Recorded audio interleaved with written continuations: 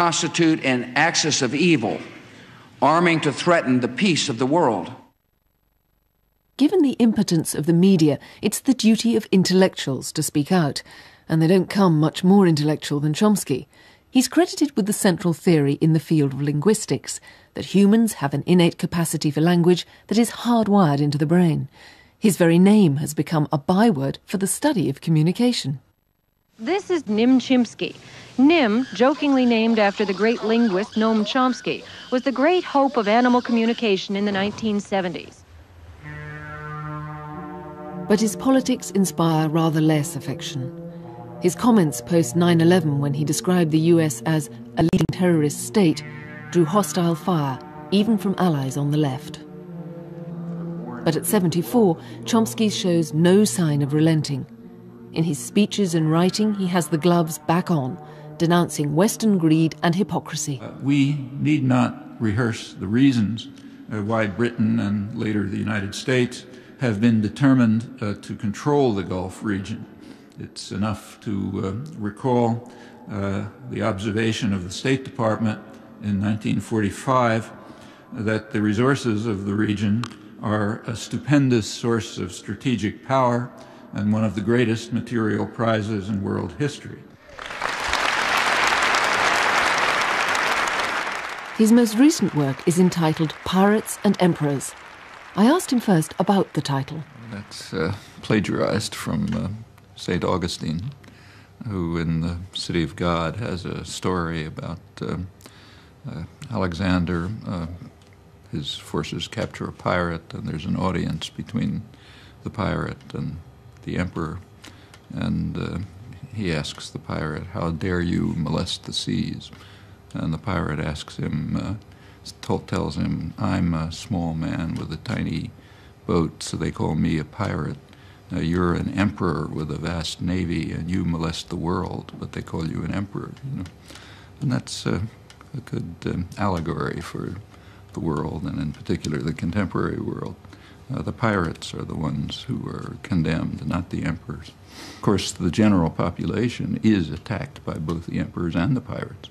So it's not that the pirate, St. Augustine is not saying that the pirate is a nice fellow. He's just saying he's a small criminal as compared with a major criminal. So who does control the world? Who are the emperors?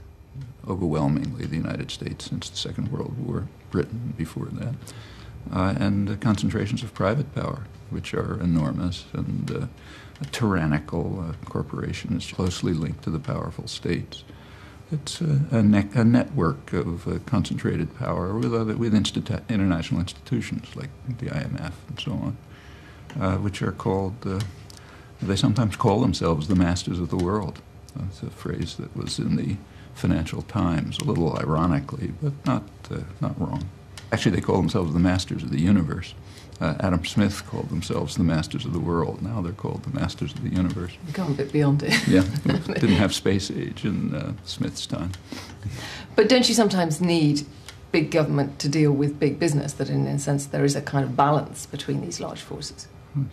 It's like saying there's a balance between two members of the board of directors of General Motors. Yes, there's some kind of a balance, but they're so closely interlinked and they're connected that they're, to first approximation, they're the same thing. Now, did September the 11th, do you think, mark a change in world politics? It's a historic event.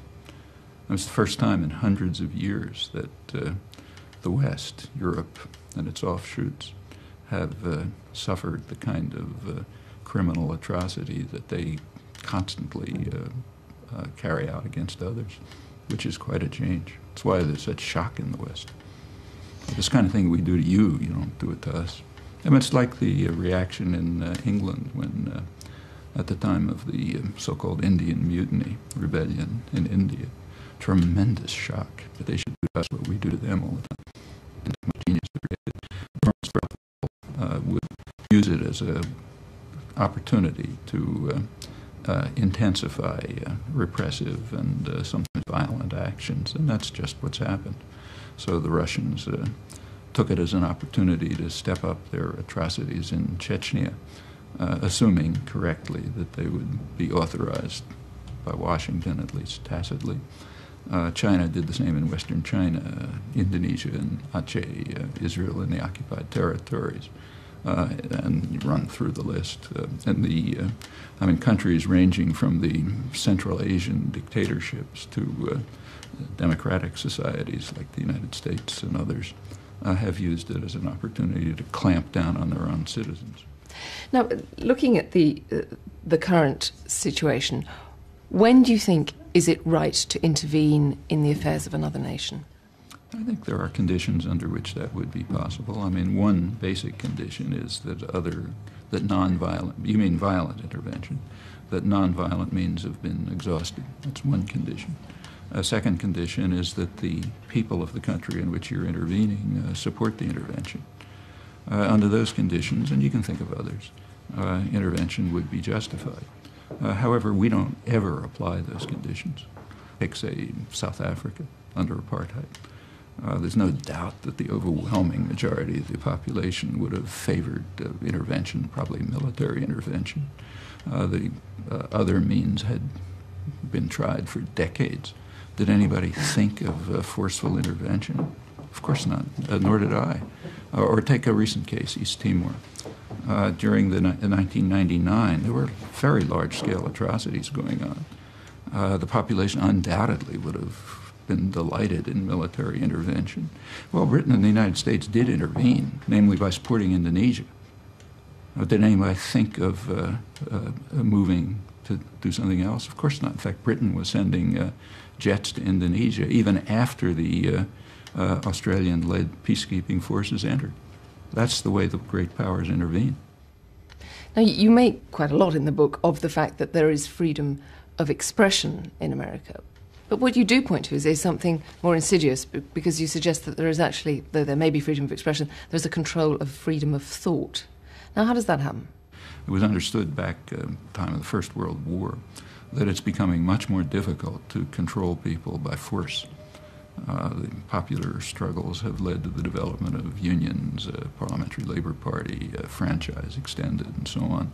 And coercion is just not going to work by force. So therefore you have to control thought. It's very striking that the contemporary systems of thought control, which are highly developed, very self-conscious, so leaders talk all about it, they come from England and the United States. So the British Ministry of Information, which any reader of Orwell knows what it was, that's from the First World War. It was aimed primarily to convert a pacifist population into raving anti-German fanatics. And it worked. And it impressed people. It impressed the business world. That's the origins of the modern public relations industry. It impressed American intellectuals who developed the conception of what they called manufacture of consent, control of thought.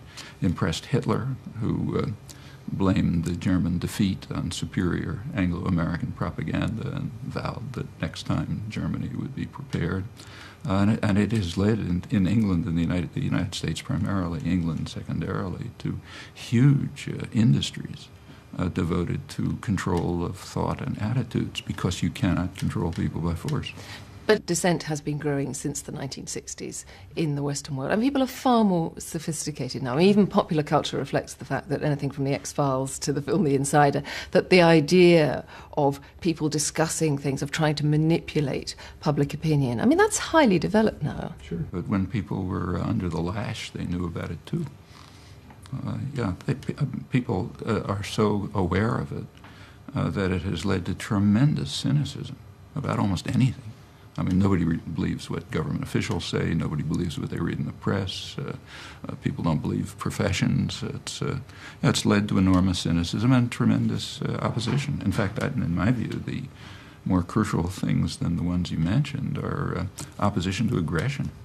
I mean, just take a look at the current war in Iraq and compare it with, say, the Vietnam War. It's a comparison which is often made, the protest.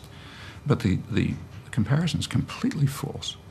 The opposition to the war in Iraq is far greater than it ever was to the war in Vietnam at any remotely comparable stage. I mean, this is the first war in I think in European history, Europe and the United States, first one I can think of where there was massive protest before the war. It's never happened. I mean, in the case of the Vietnam War, there was no protest until years after the war began. I mean, just in the last 30 or 40 years, say the United States, the level of civilization among the general public, not intellectuals, a separate category, but among the general public, it's advanced enormously. So do you think that intellectuals are not sufficiently engaged? Do you think they have become cynical? Intellectuals are a separate category. Intellectuals are mostly servants of power. I'm talking about the general public, not the intellectual world. They remain pretty constant. I don't think they're subject to these changes, except marginally, of course, to some extent. But they're quite different. And quite generally, it goes right through history, intellectuals have been servants of power. Take, say, the First World War. On all sides, Germany, England, the United States, France, intellectuals were extremely enthusiastic about the war. There were a few dissenters, and the best known of them ended up in jail, like Bertrand Russell, for example, or Eugene Debs in the United States, or Rosa Luxemburg in Germany. Very small group of critics, some of them best known imprisoned, but most intellectuals were enthusiasts for their own country, and that's common, and it remains common. I mean, intellectuals write history, so you have to be a little cautious about what they say about themselves. And it looks prettier when it's written in books. So do you then think it's a failure of the left, then, in the United States, that if there is this feeling that a war is not right, that there isn't more action, more political action about it? Depends what you mean by the left. I mean, the left, what I mean by the left is out in the meeting with the public all the time. It's out in the streets. And so there are meetings of thousands of people. The biggest university in the country, the University of Texas, came out with a strong anti-war declaration. That's never happened in the past. You go to working-class towns, and thousands of people show up for demonstrations and meetings. That's what I'd call the left. It's not the articulate left, but then the articulate left is never permitted expression. So during the Vietnam War, you didn't hear them either. I mean, the New York Times, for example, would never permit a comment by someone on the left committed to the involved in the peace movement, maybe a sentence here and there. But that's standard. As far as your attitude to government is concerned, I mean, you have been known for many decades as being an agitator against what you see as bad government. I mean, some people have wondered sometimes whether perhaps you could have, alongside the criticism, offered a little more in the way of solutions as well. There's plenty of solutions. In fact, that's all I and other people offer is solutions. Often the solutions are don't carry out crimes. That's the simplest solution. So if you want to reduce terrorism in the world, let's say, there's one very simple solution: stop participating in it. That doesn't end everything, but it cuts back the amount of terror by quite a notable amount. So that's a simple solution. If you want to look at other more complex cases, take, say, the Israel-Palestine problem. I think there's a solution, namely the one that the large majority of the American population support, which happens to be the international consensus on a two-state settlement that the U.S. government rejects. Okay, so there's a solution for you. Let's just follow the will of the American population and go through the list. For example, on say, environmental issues, there's plenty of solutions. It's claimed that what you say is correct. That's what's claimed by the intellectual world, that no solutions are offered by the critics. That's just nonsense. It's just they don't like the solutions. Since you first started in political activism in the 60s, do you feel that you have made a great deal of headway? I think the country has made a great deal of headway, and I'm happy to participate in it, but it's not traceable to individuals. I mean, these are mass popular movements, and big changes in culture. It's across the board. If you go back to the 60s, for example, there was no feminist movement, there was no environmental movement, there were no third world solidarity movements, there was no substantial anti-nuclear movement, no global justice movements. I mean, these are all developments of the last 20 or 30 years, and they come from all over the place. For example, the solidarity movements, which are quite unique. There's never been a time when people from the aggressor country went to the victims and lived with them to try to protect them. That happened in the 80s. Tens of thousands of Americans did it, and they came from conservative circles. A lot of it was church-based. And it came from Main Street in the United States. Now it's all over the world. So you have people, say, in the Israeli-occupied territories, in Colombia and all over, trying to help the victims.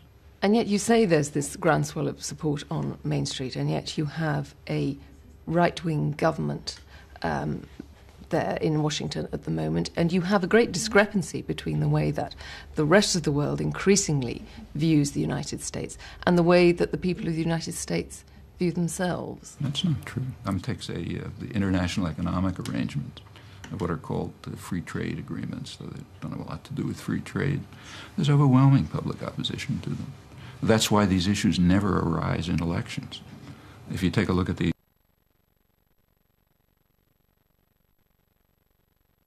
exclude a certain category of issues, namely those on which the public is opposed to the elites, those just don't arise. That's part of the technique of marginalizing the public. And as you mentioned before, it's not that people are unaware of it. They know it. So before the year 2000 election, about 75% of the population regarded it as a complete farce. But in which case, I mean, what happens to transfer that kind of feeling into any kind of action? Because at the moment you have people who actually, although they may be in favour of the idea of more self-government, having more control over their destinies, they're pushed to the limits just trying to, keep their families together, keep their jobs down. There isn't going to be that kind of support. That's part of the technique of control. Well, isn't that going to be broken then, is it? Well, why isn't it going to be broken? I mean, slavery was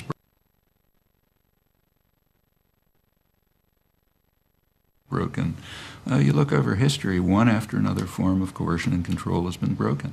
As the Soviet system was collapsed from inside, every system of tyranny we know about and oppression has been, people chip away at it and it ultimately collapses. There's nothing special about them. I mean, the systems of power that exist now are quite fragile, and they know it. So the World Economic Forum, for example, is well aware. That's what the Financial Times called the masters of the universe. They're well aware of how fragile their control is and concerned about it, and rightly. What I wonder, though, is how you square your fundamental optimism about human nature with what seems to be a pretty pessimistic analysis of what's happening in the world. It's a famous phrase that was borrowed by Gramsci, and that we should have pessimism of the intellect and optimism of the will. It's sensible. Professor Chomsky, thank you very much. And it's 1, 2, 3. What are we fighting for? Don't ask me, I don't give a damn. The next stop is Vietnam. And it's 5, 6, 7. Open up the pearly gates. Well, there ain't no time to wonder why. Woo, we're all gonna die. Now come on, Wall Street, don't be slow. Man, this is what George Bush reportedly proclaimed that God told me to strike at Al-Qaeda, and I struck them. And then he instructed me to strike at Saddam, which I did. And then you wrote, and now I am determined to solve the problem of the Middle East, he said. Also, and in your words, also at the command of the Lord of hosts, the war god, whom we are instructed by the Holy Book to worship above all other gods. And as I mentioned, the elite press dutifully refers to his messianic mission to solve the problem of the Middle East, in fact, the world, following, quote, our responsibility to history to rid the world of evil. The early English colonists in North America were following the word of the Lord as they slaughtered the Amalekites, in the new Israel that they were liberating from the native blight. Those who followed them, also Bible-waving, God-fearing Christians, did their religious duty by conquering and possessing the Promised Land, ridding it of millions of Canaanites, and proceeding to war against the Papists in Florida, Mexico, and California. Now, it's sustainable again, I'm afraid. Yes, but the question I'm going to ask you may not be the one you think. So, you once told me in an email when I talked about my concerns about religion,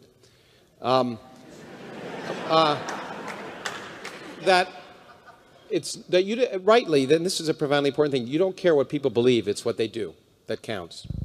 But beliefs influence actions, And it seems to me, and I'd like to hear your comment, that if you really talk about, if we go back to your argument for the responsibility of intellectuals, which is to expose lies, is it not, therefore, our responsibility to expose religious lies? Sure.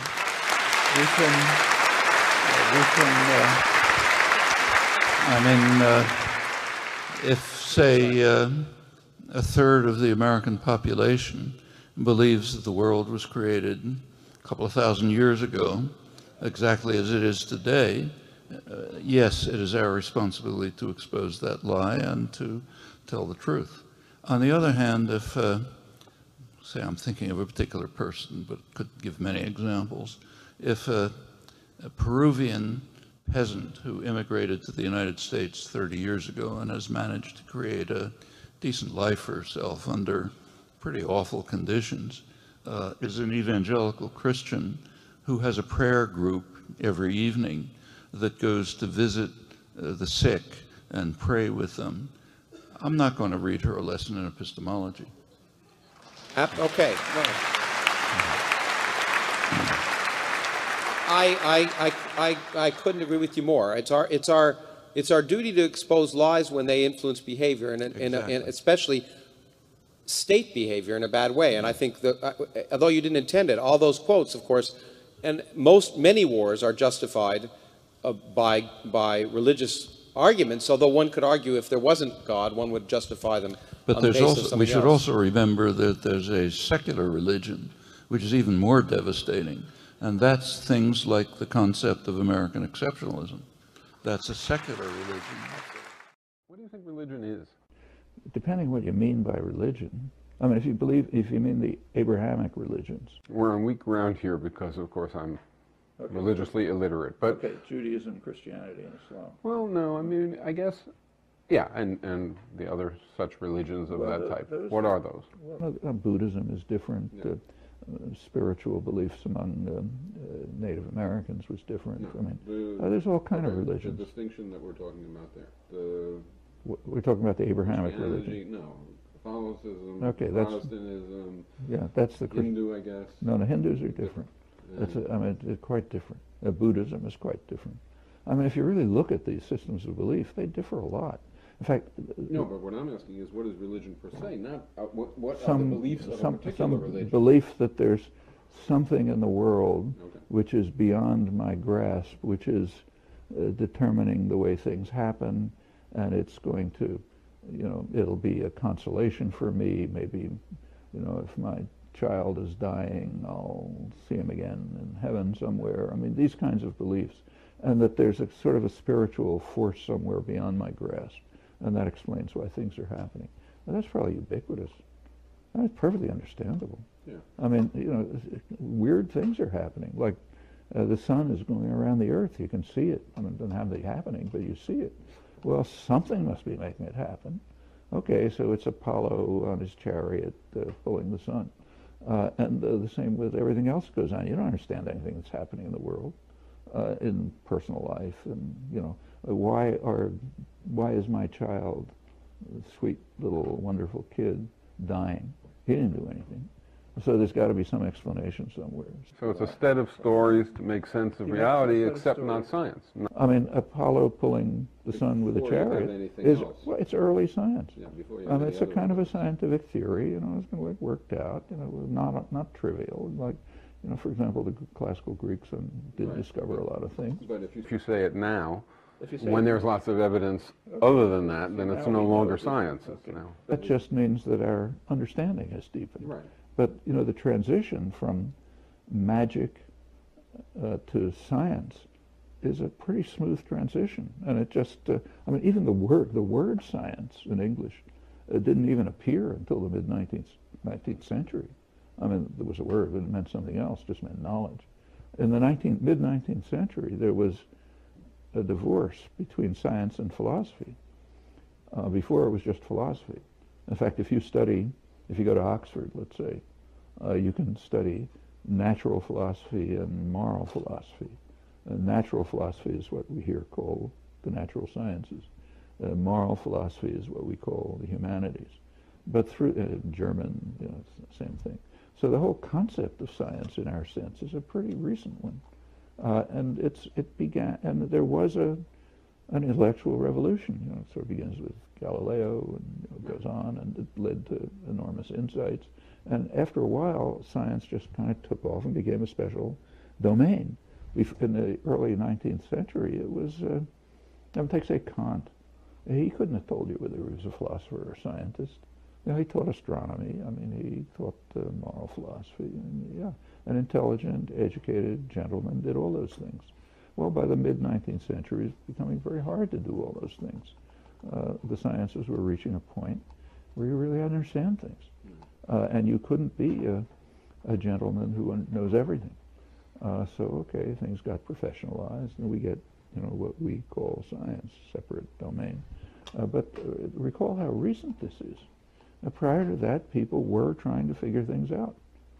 And we might now call what they're trying to figure out magic, but these are pretty smart people. Take, say, Isaac Newton.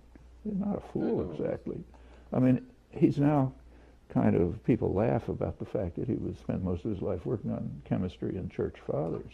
That was alchemy and church fathers. That was perfectly reasonable. I mean, in terms of the what are called corpuscularian theories that everybody accepted. The world is made up of little building blocks like bricks. And shift a few. Yeah, shift a few and you get gold from lead. That makes perfect sense.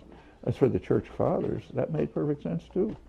I mean, he was coming right after the humanist period when there had been a sudden discovery of the wealth and richness of classical civilizations, which hadn't been known. So the belief expanded that these guys really understood something. And they were kind of keeping it secret for us, so they were doing it in an esoteric way. And if we can decode what they were doing, we'll get all kind of wonderful discoveries. So it wasn't an irrational pursuit. Chomsky, thank you for joining us. Would you, or do you consider yourself a person of faith? I try not to have faith. I believe in a principle that was enunciated rather well by Bertrand Russell, which is that you should try to keep away from having irrational beliefs. You should believe some things that for which you can find some evidence or some support, apart from commitment to principles like equality and freedom and justice and so on. Those, I wouldn't say that's faith. Those are things you're committed to. But as far as beliefs about the world, reality, my feeling is one should try to, as much as possible, have substantiated beliefs, or at least beliefs for which evidence could be appropriate. Well then, would you consider yourself, paradoxically, a person who has faith in the scientific method? I think it's the only method we have to try to get some approximate understanding of the world. I don't have faith that it'll reach the truth or even that it's leading us in the true direction. In fact, as someone committed to the scientific method, I'm also committed to its consequences, and among them are that you and I and the rest of the species are organic creatures who have our specific capacities and limitations, and we simply don't know and have no reason to believe that these capacities are such that we can gain the truth about the world. We do our best, but that's the most we can do. But there people would say that you cannot have moral principles unless you adhere to a faith. If I attribute those principles to a divine creature who I define as ordering me to have those principles, the principles don't become any more better established. So that's a useless step. It's true that our moral principles are not firmly grounded in unshakable evidence and argument, but nothing is going to make them any more firmly grounded. As for having a meaningful life, that seems to me irrelevant. No people who have meaningful lives with faith and without faith. Do you think holding a supernatural worldview is healthy and beneficial for humanity? It's not for me. I don't see any point to it at all. On the other hand, I know that it means religious beliefs and other forms of supernaturalism happen to mean a lot to a lot of people. If I find someone who's, say, mourning the loss of a dead child and is comforted by the idea that they'll be reunited with the child in heaven, it's not my business to try to convince them that their belief is incorrect. In fact, in a way, I think they're lucky to be able to have such a belief. I don't have it, and I don't think in the long run it's healthy. But we can't legislate to other people what they should believe in order to, say, comfort themselves. What in general do you feel then about religion's role in human society, both historically and here in the 21st century? Overall, I think it's, in terms of its effect on policy, ranging from social policy to war, I think it's been mostly negative. In fact, often extremely negative. With regard to individuals, it varies. For a lot of people, it just means a lot, and always has. What do you attribute to that? Do you think there's something biological, like many people have argued that we're sort of hardwired for religion? Do you think that religion is sort of keeping in lockstep with evolutionary processes? Well, first of all, we know very little about the evolution of humans in any relevant respect. I mean, we know a lot about, the fossil record and so on. But when you get to human cognitive capacities or and so higher, what we call sometimes higher mental faculties, the evolutionary record is just extremely thin. We're a very recent product of evolution. Modern humans, from a cognitive perspective, cognitive behavioral perspective, only emerged within roughly the last 100,000 years, which is like a flick of an eye in evolutionary time. And we're all more or less identical. There's very little genetic variation relevant genetic variation among humans, because there's been, we probably come from a small breeding group somewhere in East Africa, probably no later than, say, 50,000 years ago. There's no time for anything to have happened. We can, in a sense, it's like almost, in my view, virtually a tautology to say that a commitment to religious belief is the result of evolution, because we're the result of evolution. Just like my chin is, my toenails are. So are my higher mental faculties. But that just doesn't tell you very much. I mean, we all know, without doing pop science, that people do want to find ways to give an intelligible picture of the universe around them, to find comfort, to find association with others. And they do it in all kinds of ways. Some of them we call religion. A lot of some of it we call magic. In the modern period of the rise of organized modern science, of course, goes way back, but really as a major phenomenon in human life, there's been a concerted attempt to gain an understanding of the world by means that do permit confirmation, disconfirmation, building on the results of others, and so on. That's what we call science. Okay, we should push that as far as we can. Surely we want to understand as much as we can about the world, and that's the best way to understand it.